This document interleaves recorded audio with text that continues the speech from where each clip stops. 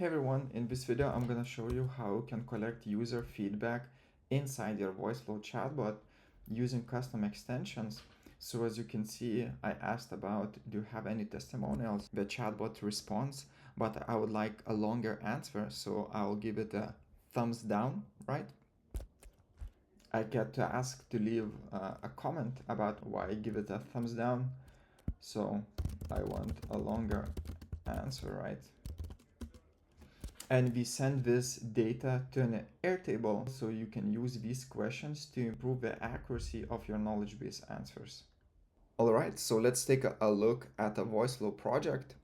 It's a fairly simple example where the main goal is to capture user questions. As you can see, we greet the user, we capture the reply, store it in a variable. Then we send that variable to a response AI step with a data source as our knowledge base. And the knowledge base is simply a text generated from ChatGPT about AI chatbot services. After we get a reply from the knowledge base, we trigger a custom action step with a name X feedback. So how does it work? How does the VoiceFlow chatbot knows then to use the custom extension? Let's take a look at the code. As you can see, this is a simple HTML website. I have it hosted locally on my PC, and down below the script tag with a type module, and here's the extension.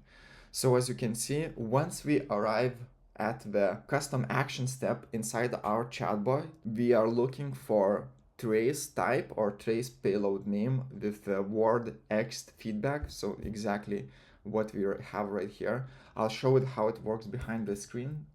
So if you go to the chatbot and we ask a question, no, do you have testimonials? Yeah, we get the response and we get the feedback extension. So let's take a look at the inspect step and how everything is working inside the network tab. So if we click this interact, we can see our payload. So we asked a question, do you have testimonials, right? And if you click preview, you can see a trace. And the last one, trace, as you can see, trace name X feedback.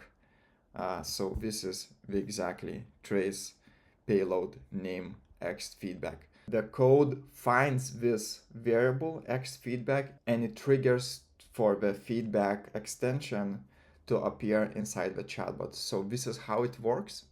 This extension wasn't fully built by me. It was from official GitHub repository. I'll show you.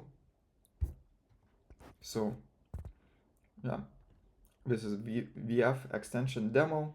If you click extensions and you go feedback, here it's the feedback extension. As you can see, this is the code. You can copy it from here, but there's one adjustment I made to make it more smooth. I added a function to remove previous feedback elements, and I'll show you what I mean by that. Let's go to the chatbot. So as you can see, we have a provide feedback. For example, the user doesn't want to provide the feedback and he asks a different question. What is the pricing? And look at the feedback, it will disappear. And after the acknowledge base answer, we get simply a new feedback and the previous one disappeared. So why is this important? There are two reasons.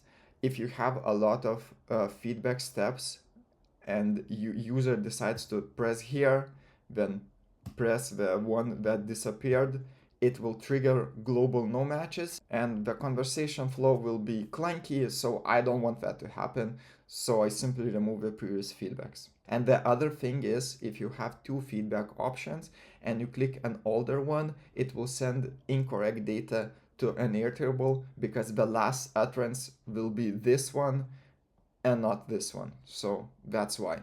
And now you should have an understanding how these extensions are working behind the screens. So let's continue in the VoiceFlow project. So we trigger the exact feedback and we are looking from last event payload feedback. So let's go back to the code once again. And you can see the data feedback is 1 or 0 right here. So if it's 1, it's up. If it's 0, it means thumbs down.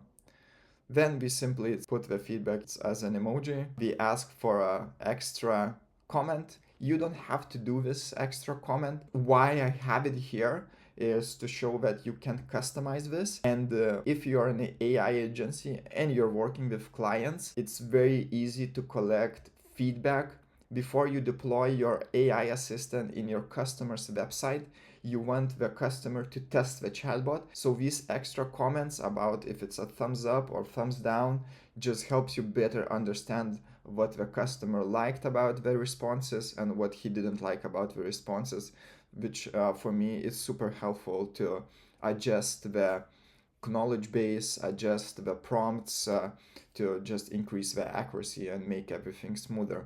And then we simply store the feedback in the Airtable.